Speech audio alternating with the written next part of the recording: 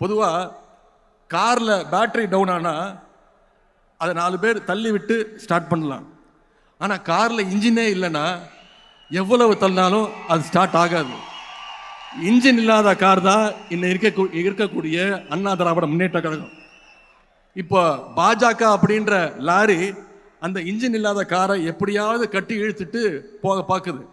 இன்னைக்கு திரு எடப்பாடி பழனிசாமி அவர் சொல்றார், நீதித்துறையை காப்பாற்றணும், தமிழ்நாட்டை காப்பாற்றணும்னு சொல்றாரு. முதல்ல அவர் காப்பாற்ற வேண்டியது அண்ணா திராவிட முன்னேற்ற கழகத்தை பாஜக கிட்ட இருந்து காப்பாற்றணும். திமுக என்ற என்ஜின் இல்லாத கார், திமுக என்ற என்ஜின் இல்லாத காரை 10 ஆண்டு காலமாக கூட்டணி என்கின்ற லாரி இழுத்து கொண்டு போய் கொண்டிருக்கிறது.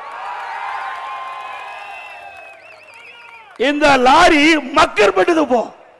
இந்த லாரி மக்கர் பண்ணது.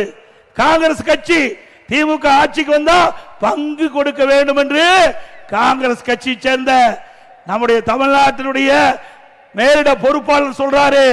இங்க இருக்கிற காங்கிரஸ் கட்சி தலைவர் சொல்றாங்க, காங்கிரஸ் கட்சி சேர்ந்த முக்கிய நிர்வாகிகள் சொல்றாங்க, பிரச்சனை ஆரம்பமாகி விட்டது. திருமாவளவன் சொல்றார், சூழ்நிலைக்கு தக்கவாறு நாங்கள் ஆட்சியில பங்கு கேட்போம் என்று சொல்றார்.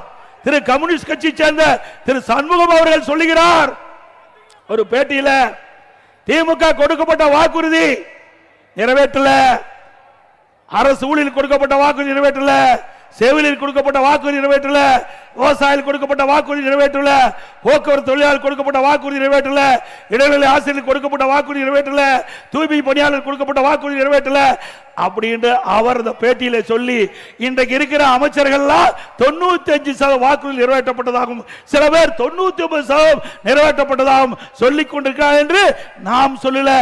அந்த திமுக கூட்டணியில் அங்க வைக்கின்ற கட்சி கம்யூனிஸ்ட் கட்சியுடைய செயலாளர் சண்முகம் தெரிவிக்கிறார்.